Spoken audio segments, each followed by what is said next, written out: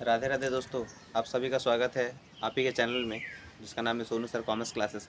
तो आज एक हम लोग नया टॉपिक का बात करने वाले हैं, एरिथमेटिक प्रोग्रेशन। तो एरिथमेटिक प्रोग्रेशन का मतलब होता है the sequence of digit which is increase और डिक्रीज विथ इक्वल डिस्टेंस। तो इसी को बोलते हैं हम लोग एरिथमेटिक प्रोग्रेशन। तो अगर उसका डेफिनेशन अगर हम लोग लिखते हैं, जैसे चैप्टर का नाम क्या है, arithmetic progression, the sequence of digit, the sequence of digits which is increase or decrease with equal distance,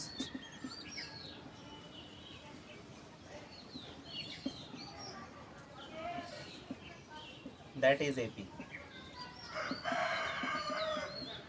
यानी एक ऐसा सीक्वेंस जो या तो इंक्रीज होगा या डिक्रीज होगा, उसी को हम लोग एपी बोलेंगे। और एपी का अगर हिंदी मतलब बता दें तो उसका मतलब होता है समांतर श्रेणी। तो समान अंतर, जिसका अंतर समान हो, या तो वो बढ़ेगा या घटेगा। तो एरिथमेटिक प्रोग्रेशन में एक सबसे इम्पॉर्टेंट फॉर्मूला है टी एन।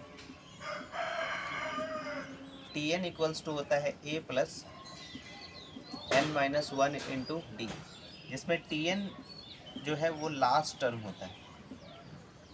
टी एन जो है वो है last term, a first term, n number of terms, और डी यानी जिसको हम लोग कॉमन डिफरेंस बोलते हैं। तो डी हो गया आपका कॉमन डिफरेंस।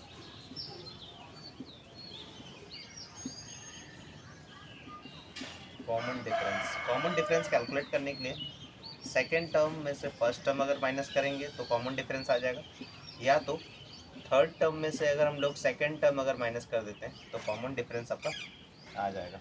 ठीक है, तो एक एग्जांपल लेते हैं आपको समझाने के लिए, ज़्यादा क्लियर रहेगा। ये आप लोग तब तक फॉर्मूला लिख लीजिए। तो एक आपको एक क्वेश्चन बताते हैं, आपको क्लियर कर देंगे कि वो टी एन का फॉर्मूला कैसे अप्लाई हम लोग करते हैं।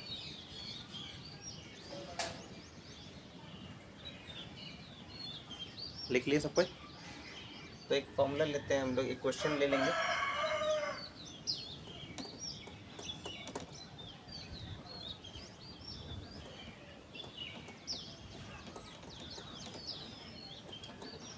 क्वेश्चन लेने से पहले अगर उसका सीरीज़ का अगर हम लोग बात करें तो क्वेश्चन में कभी कभी एपी सीरीज़ पूछ लेता है। एपी सीरीज़ क्या होगा? तो एपी सीरीज़ का अगर बात करें तो T1 जो होता है वो होता है फर्स्ट टर्म यानी ए। जो सेकेंड टर्म होता है, फर्स्ट टर्म में से डिफरेंस अगर ऐड कर देंगे तो सेकेंड टर्म आ जाएगा, और थर्ड टर्म अगर कैलकुलेट करेंगे तो ए प्लस टू डी, यानी इसको डिफरेंस को दुगुना कर देंगे। T4 अगर कैलकुलेट करेंगे तो A plus three D and so on, तभी जाके ये फॉर्मूला बनता है टी एन का। तो जैसे अगर एग्जाम्पल का अगर हम लोग बात करें, एग्जाम्पल भी एक समझा देते हैं। एग्जाम्पल कैसे समझेंगे आप? जैसे लिखा हुआ है 2 4 6 लिखा हुआ है, तो इसका मतलब देखिए डिफरेंस जो है वो इक्वल होगा। पहले 2 है, फिर 4 है, फिर 6 है, तो इसका डिफरेंस कितना हुआ? +2। इसका डिफरेंस कितना हुआ? +2। अगर और एक एग्जाम्पल का बात करते हैं तो लिखा हुआ है 10, फिर लिखा हुआ है 5, फिर लिखा हुआ है 0, तो इसका डिफरेंस कितना हो रहा है? देखिए 10 और 5 का डिफरेंस कितना हो गया? -5। 5 और 0 का डिफरेंस कितना हो गया? -5। या तो वो इंक्रीज़ होगा या डिक्रीज़ होगा। ठीक है, तो ये एग्जाम्पल हो गया एपी सीरीज़ और एपी का। तो एक क्वेश्चन आपको समझाते हैं। तो जैसे मान लीजिए क्वेश्चन में लिखा हुआ है कि find the 10th term, find the 10th term of an AP, और सीक्वेंस आपको दिया हुआ है 3 5 7, ये आपको सीक्वेंस दिया हुआ है। ठीक है, तो जैसे अगर ये पहला टर्म है, इसको हम लोग लिख लेंगे A equals to 3। Then common difference जो होगा वो होगा second term minus first term, यानी सेकेंड टर्म क्या हो गया? 5, और फर्स्ट टर्म क्या हो गया? 3। तो 5 - 3 मतलब 2। और ये 10th टर्म दिया है, मतलब ये क्या है n, n हो गया 10। तो आपको क्या पूछा गया है, tn। तो tn कैलकुलेट करना है।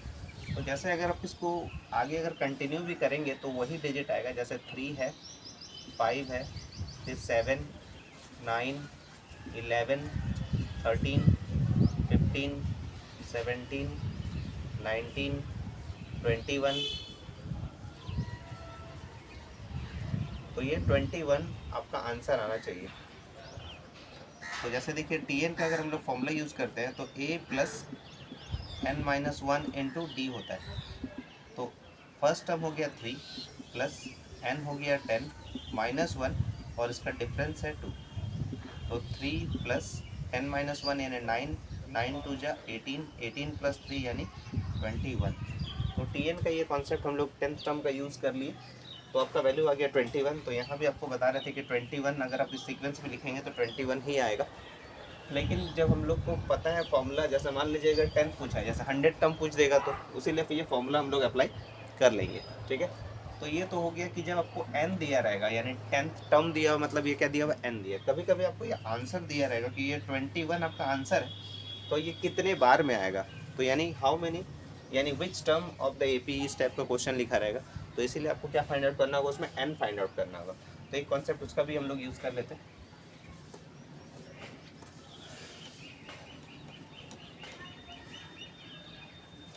तो देखिए क्वेश्चन वही होगा, which term of the AP, which term of the AP, sequence दिया हुआ है 3, 5, 7 और ये लिखा हुआ है 21। ठीक है, इसी क्वेश्चन को समझा देते हैं ताकि प्रूव हो जाएगा। 3, 5, 7, 21 दिया हुआ है, तो यानी ए हो गया 3,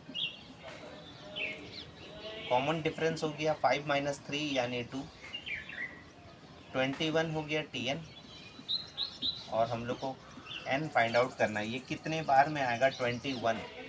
तो tn का अगर हम फॉर्मूला यूज़ करते हैं तो tn इक्वल टू क्या होता है, a plus n minus 1 into D होता है।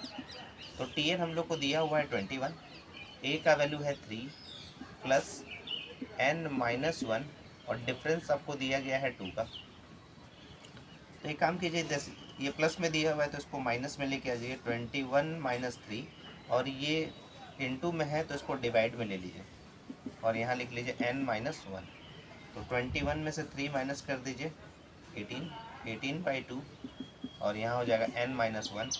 तो ये 9 टाइम्स में कैंसिल होता है, तो n का वैल्यू क्या आ जाएगा, 9 प्लस 1 यानी 10। तो 10th टर्म आपका आंसर हो गया। ठीक है, समझ में आ गया। तो n यानी अगर आपको 10th टर्म दिया हुआ है तो आपको tn निकालना है, और tn अगर दिया है तो आपको n टर्म निकालना है, ये कितने बार में आएगा। ठीक है, तो आगे हम लोग डिस्कस करते हैं। एक SN का भी आपको कॉन्सेप्ट समझाने से पहले एक क्वेश्चन और ले लेते हैं। कभी कभी वो बहुत ही इंपॉर्टेंट सवाल है, कभी कभी find the value of k पूछ लेता है, और ये मल्टीपल चॉइस में भी पूछ लेता है कभी कभी। तो पूछा जाएगा इस टाइप से, find the value of k, find the value of k if 5, k, 11 are in AP लिखा रहेगा। ठीक है, दो प्रोसेस है इसको सॉल्व करने का। एक तो आप tn का फॉर्मूला का यूज़ कर सकते हैं, जैसे देखिए a आपको दिया हुआ है, यानी a इक्वल्स टू क्या हो जाएगा 5, और tn का यहाँ पर फॉर्मूला अप्लाई तो नहीं हो पाएगा क्योंकि यहाँ पर सिर्फ डिफरेंस आप कैलकुलेट कर सकते हैं। a का वैल्यू दिया हुआ है 5, तो यहाँ पर डिफरेंस आप कैलकुलेट कर सकते हैं, common difference t2 minus t1 या तो t3 माइनस t2 का यूज़ किया जा सकता है, क्योंकि यहाँ पर k का वैल्यू फाइंड आउट करने के लिए पूछा गया। तो यहाँ पर t2 का मतलब हो गया k, t1 का मतलब हो गया 5, t3 का मतलब हो गया 11 और t2 का मतलब हो गया k। तो इसीलिए यहाँ पर k को एक साइड ले लेंगे, k plus k equals to 11 plus 5 यानी 2k इक्वल्स टू 16। तो k का वैल्यू हो गया 16/2 यानी 18। और एक तरीके से इसको सॉल्व किया जा सकता है, जैसे ये फर्स्ट टर्म दिया हुआ है और ये लास्ट टर्म दिया हुआ है, तो एरिथमेटिक मीन का फॉर्मूला का यूज़ कर सकते हैं आप। तो a प्लस बी बाई 2 भी कर देंगे तो आपका आंसर आ जाएगा। तो यहाँ पर आप क्या लिख सकते हैं k, क्योंकि आपको k का टर्म निकालना है। a प्लस बी यानी 5 प्लस 11 डिवाइडेड बाई 2, ठीक है। तो ये 2k इक्वल्स टू k का वैल्यू पूछा है, तो 11 प्लस 5 यानी हो गया 16, तो k का वैल्यू हो गया 16/2 यानी 8 हो जाएगा आपका आंसर। ठीक है, तो आज के लिए इतना ही। राधे राधे दोस्तों।